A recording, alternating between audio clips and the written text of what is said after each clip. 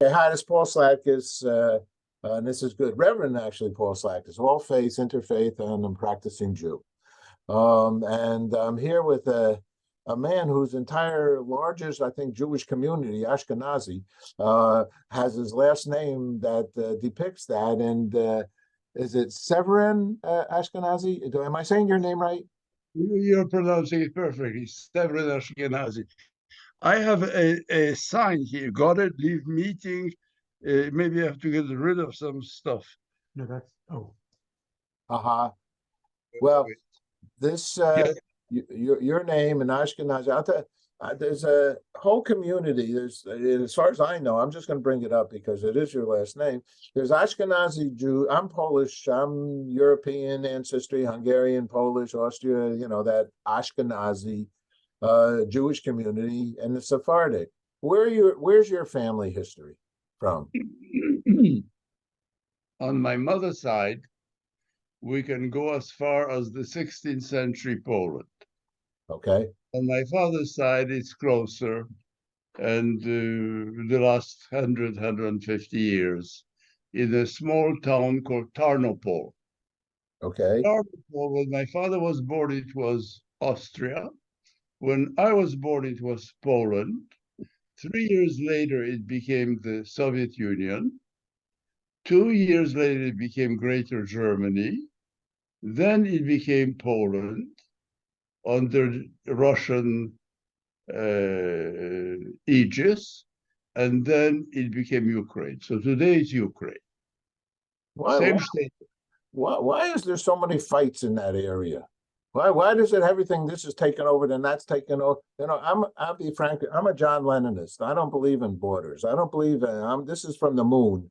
There's no boundaries, there's no borders. I'm into the world peace. I've been in it forever and 50 years making TV shows. And why does man fight a man and woman fight woman? Why? You know, if we would have matriarchal societies, we would probably fight less. If we had what kind of society? Say, If women were in charge, matriarchal society, okay, I agree with that. we would probably be in less trouble. But men are confrontational. It's we are primitive. Remember that our civilization is 6,000 years. I mean, we invented the wheel 6,000 years ago. We invented when I was born. Since I was born, we were able to conquer many diseases. Yes. Diphtheria, infections, and so on. And men are pugnacious. It is their nation. They have that's the problem. And I guess we at first were an individual trying to survive, and then a family trying to survive, then the tribe. We're still tribal. The Jews are still tribal. The Jews probably less than most are ready to fight because they have the most to lose. And probably we survived because we would not fight. We would choose the pen versus the saber, the knife. We became And lawyers. the what? We became lawyers Absolutely, yes. And and doctors. it's and I wrote this book because I realized that Jews and non-Jews know very little about Jews. For instance, you're obviously an intellectual person. And if I were to ask you what makes a Jew, who is a Jew?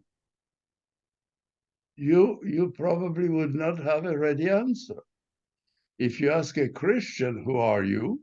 He can explain it to you very easily. There was a controversy with a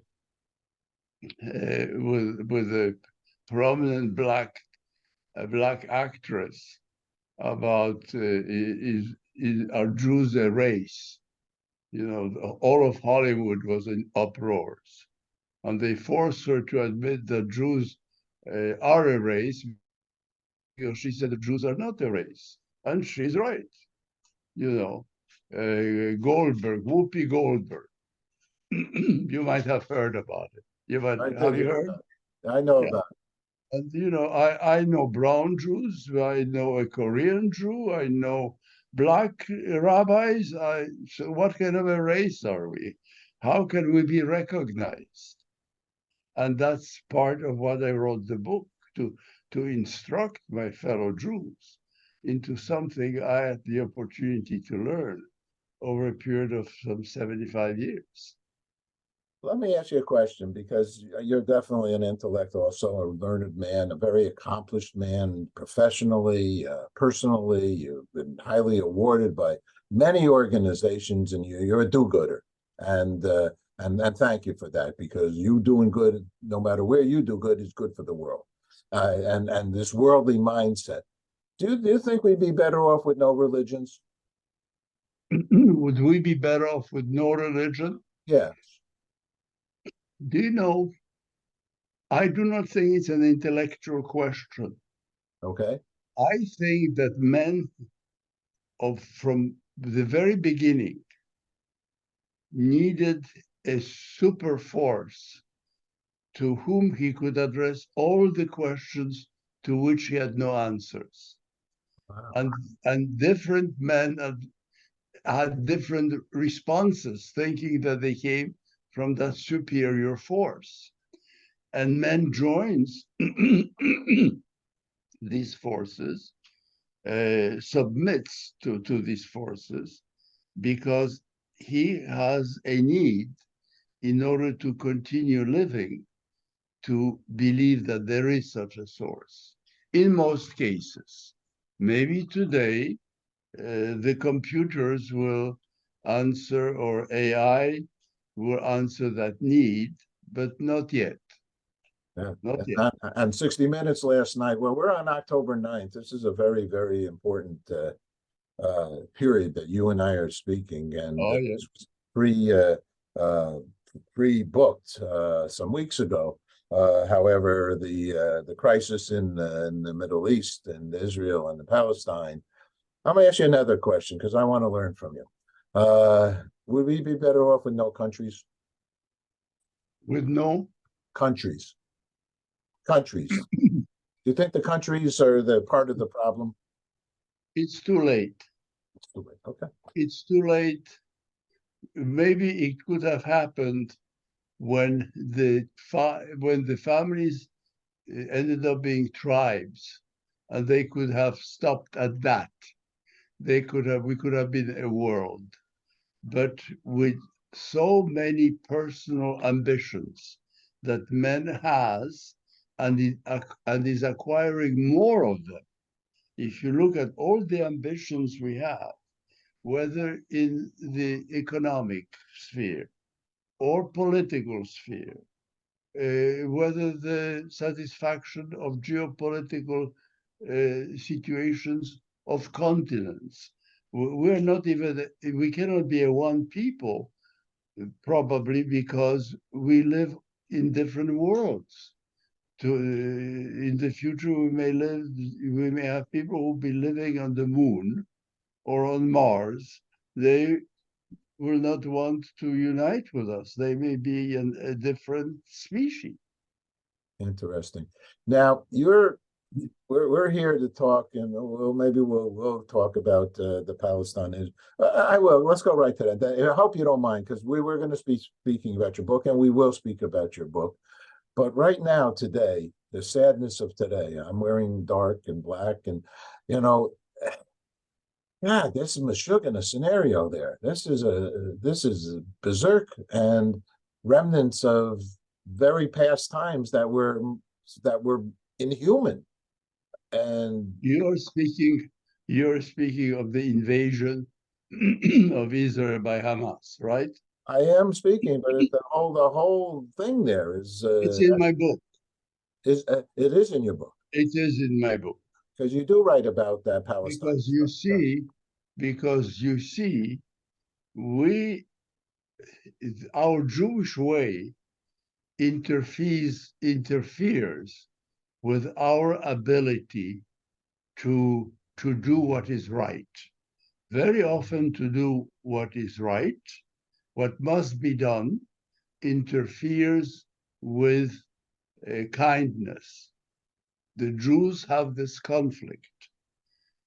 Do you know how many Jews the Arabs threw out in 1948?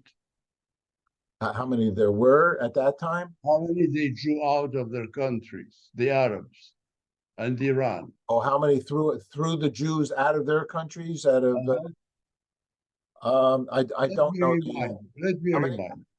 It's about 900,000, including Iran. Okay, yes. We had at that point 500,000 Arabs, Muslim, living in Israel, 1948. Rather than rounding them up, like all the other nations have done, like the Arabs have done, in response, in reciprocity, Ben Gurion, Weizmann decided they will, although they promised to do it, they could not do it when the Arab nations refused to take their brothers and sisters Yes. into their countries. I They remember, refused. I remember So that. the plan was, the plan was, we are going to have our soldier in the bosom of Israel. They will grow faster than you. We will infiltrate you even more. And eventually we will get rid of you. And this is the sign of the Arabs, of the Muslims, trying to get rid of us. They have no business being there. Churchill, again, if you read my book, Churchill promised us Palestine. At that time, Palestine was what Jordan is today, Israel and more. We would have had a lot of ground, a lot of terrain to deal with. He took it one day, he was drunk in Alexandria, Egypt. He gave the part of, the largest part of what was Palestine there to some Syrian princeling. That finished us off to start with. But then when the Arabs threw out the Jews, we should have immediately put the Arabs on trucks or on boats and send it to wherever they threw out the Jews and confiscated their wealth. Now, if people are shocked, I want to remind them that the Greeks and the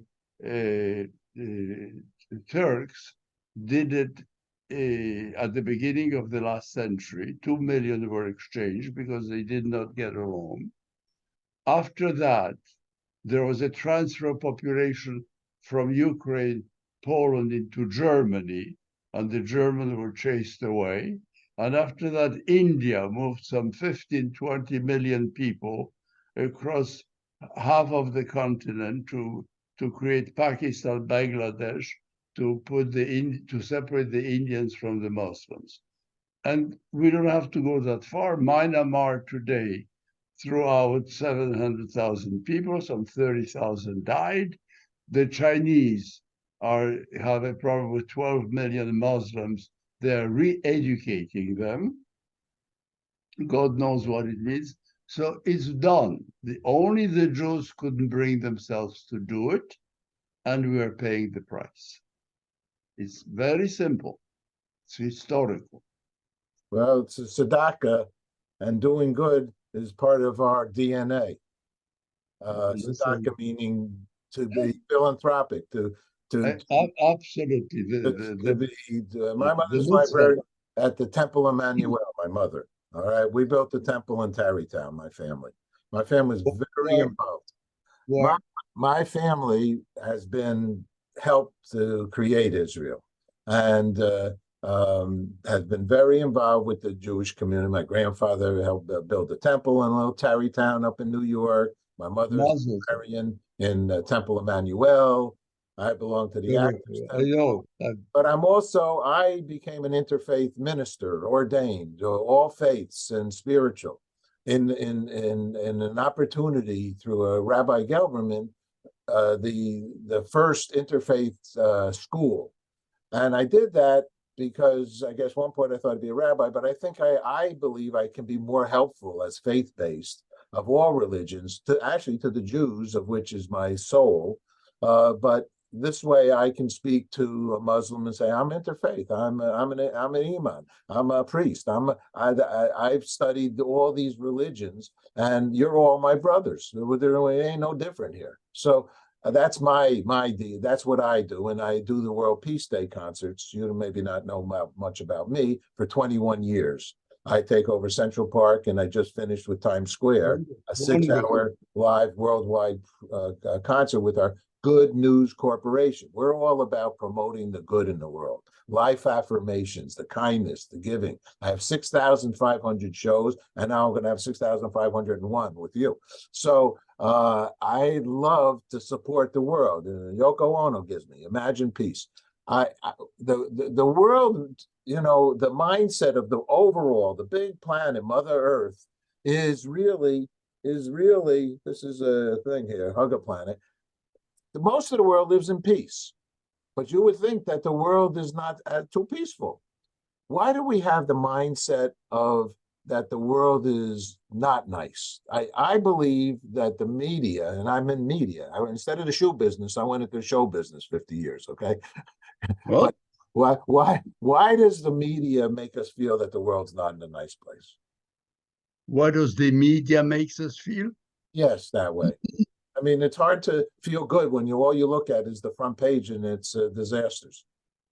Well, first of all, I must tell you that the bad news, the mean news, are more interesting than the good news. Good news we accept.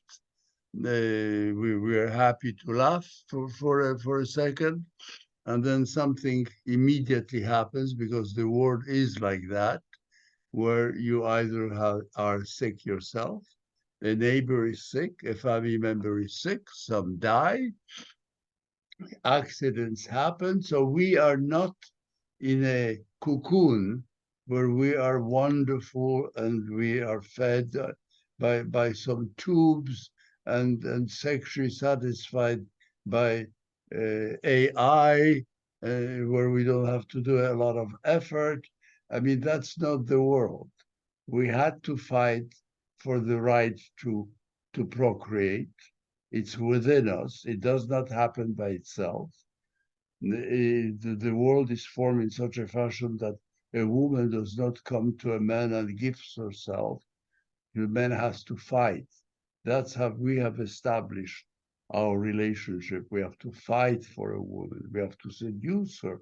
So from the very beginning, you have challengers. And this is a tiny challenge, but look how big it could become. You pick up the paper, killed a woman out of jealousy, 2 girls kill a girl. I mean, it's endless. It is endless. I have not read a lot of articles where a very wealthy man buys a nice home to a homeless. I mean, have you? Not No. well. I actually I'm in the good news seat, so I see and hear. I tell people I'm stressed out from so much good news, because No. because I'm in that position. I'm the good news guy. I go to all these benefits that people are helping the homeless, people that are helping here and there. But I'm in that business. I'm in the good news business. Actually, I think it's wonderful. I, but I will tell you that the intra-faith dialogue that you are obviously promoting is dangerous, interesting. because it is dangerous from a sense that it could numb our defense systems by telling ourselves it's okay, things are fine, things are wonderful. suddenly you have Hamas attacking and killing hundreds, thousands of Israelis. Everything was fine. Everything was fine. And this exists among individuals. He's nice, she's nice, it is wonderful. And you know, there is a Hebrew saying that you probably know. How do you recognize someone who is not nice, who is an enemy, who is dangerous? Do you know how in Hebrew? I don't. You see, you recognize it when he is angry, when he is when he hurts, or when you ask him for money. Then you know who you have. It's very Jewish, right? So no, Hebrew, and probably correct. Now I have a question. We need to talk about it.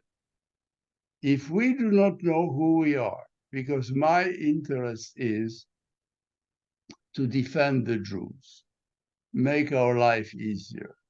Okay. Where I came from, no one would want to go there. So I know what it could be if we're not super careful, super forward. We are alone. No one wants us. No one wanted us. No one wanted us. Meetings and conferences in France in 36, in 38, all the American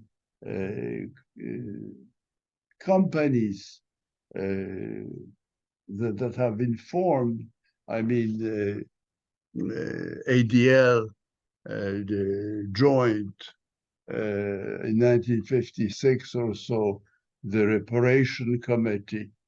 Well, they catalog incidents of crime, of adversary events, of anti-Semitism, but they don't do anything to help.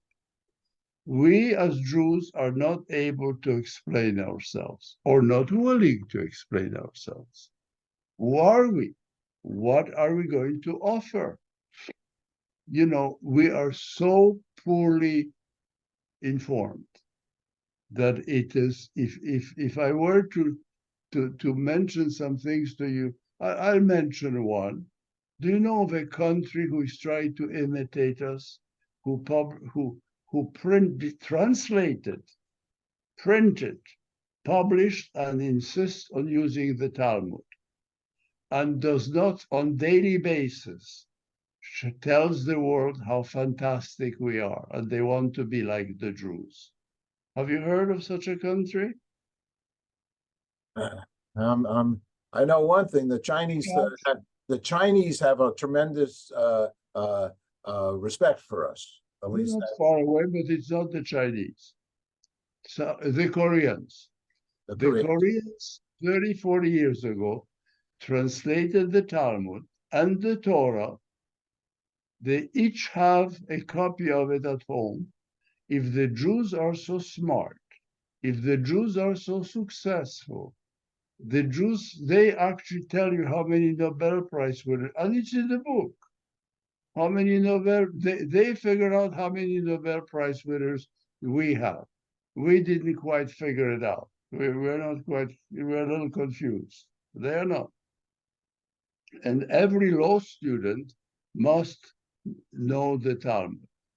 In Korea, in South Korea. I can believe. Well, I broke the Asian market in America back in 1985 with multicultural marketing and advertising. I know, and it's the Chinese that helped me go into business way back. I represented everything Korean, everything Chinese, everything Japanese. I represent ethnic media for a long time. Big clients help them do that. The Asians have a tremendous respect. So, well, but you saying Korea, that it doesn't surprise me But because you don't know about it. I didn't know that. No, I didn't. It's No, been going on for 30 years. this is beautiful. I'm going to do a story on it. Well, has been going on for 30 years. We don't talk about it. We don't take it seriously. It's very important. There are 50 million people. We're only 15 million, we I Jews. know this is We may also a have, problem. and we may have an ally, not the biggest, but an ally, a true ally of 50 million people, and we Jews do not know that it exists. This is a very, very interesting comment, and I'm very appreciative that you're sharing it because I we have have a a very question. large Korean Do we have community here. time? Do we have time, or do you want to say goodbye? No, no, I love you. I want to keep talking to you. Ah, you fell in love with me. Wait till I comb my hair. Then you really, Wait till I grow some hair. yeah, I can see you're But perfect. I always carry this just in case I need it. Well, either I need it to cover my head. Yeah, the yarmulke. I will ask you a question. Go Listen, ahead. because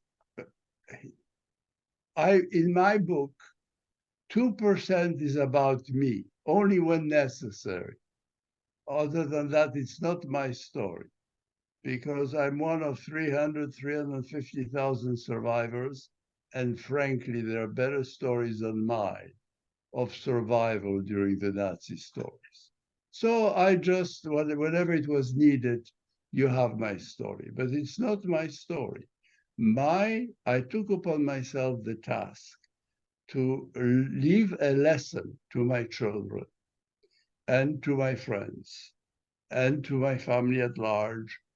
And if the public wants it, they will learn more reading those 250 pages than they have heard in the temple from their bar mitzvah days. I Where have a is this? question for you. Okay. You put on the yarmulke. You just put on the yarmulke. Do you know why you're putting the yarmulke? Well, the way I look at a yarmulke is it's an additional. I already have a yarmulke. My love for God Ready. is already in my being. So, and Okay. my love for everybody else is already in me. So, putting something on my head is just another. It's in my mind. It's a symbol to a certain degree of due respect of another level in the Jewish religion to our Creator. But you realize what it does. It uniquely distinguishes us from everybody else. Yes, It tells the anti-Semites which heads to bash. yes. Now, let me tell you where it comes from. Okay. 1780, 1780, rabbis in Poland, when the rest of the world left us alone, did not require the funny pointed hats, did not require patches in front and patches in back. These rabbis decided that they were going to plot us, to cover us with a head covering, and to make sure that we will be recognized. The head covering has to be such that it must be seen from all four sides. Not only, so today's yarmulke that you see, it's a not a kosher yarmulke, it's a nothing.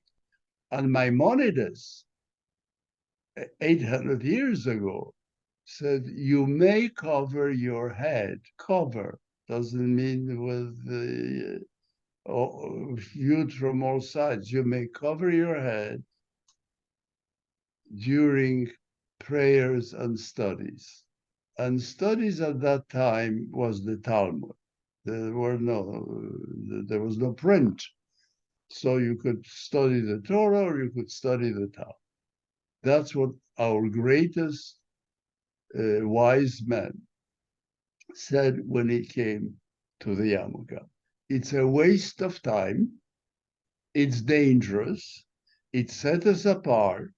It serves no religious or practical purpose. None. It's dangerous. In this world, it is dangerous. It is It's indeed. dangerous.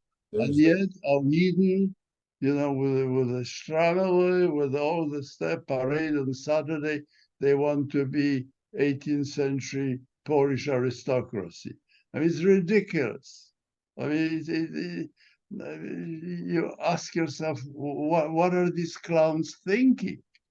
That doesn't make you a Jew. And do you know how many times I have counted that you can pray, the ways of praying in America among Jews? How many what? How many time? How many How time? many ways do the Wait. rabbis? Okay. Over 60. Well, every Over rabbi's a 60. different show. Yeah, yeah. You're in Hollywood. I used to manage Television City. It's CBS, Fairfax and Beverly. I started my Oh my career over goodness. there. Where do I you made live? CBS shows, long Where channels do, of PBS. where, I made where do you, television. where do you live? I live in Manhattan now, but I lived in Barrington and Sunset when I lived in LA, and I was his manager, just assistant manager of Television City. So we must have Family. been here at the same time. We probably went to Cantor's and had a pastrami together. What do you mean I went to Cantor? I used to go there on Sunday at 10 o'clock. I wasn't going there for the food. I was going to meet my Jewish fellows. You know, I went a Uh, couple of times to meet Jewish fellows over there with a rabbi, a woman rabbi, um, Esther. Do you know you? oh yes, yes. She's not a rabbi, she's a cantor. She's a cantor, Esther. Yes, I just had dinner with her months ago. you'll tell her you talked to Paul Slatkus. I, I love I, her. She loves me. I will. I will. I will. Listen, I'm pushing the book. I'm I know. thankful that you interview me because it is a learning. I will ask you something else. Do So this is you, what, excuse me one second. This is what I'm going to do. We just did part one. Now okay, we're going to do a book interview. You ready? fine. I'm ready.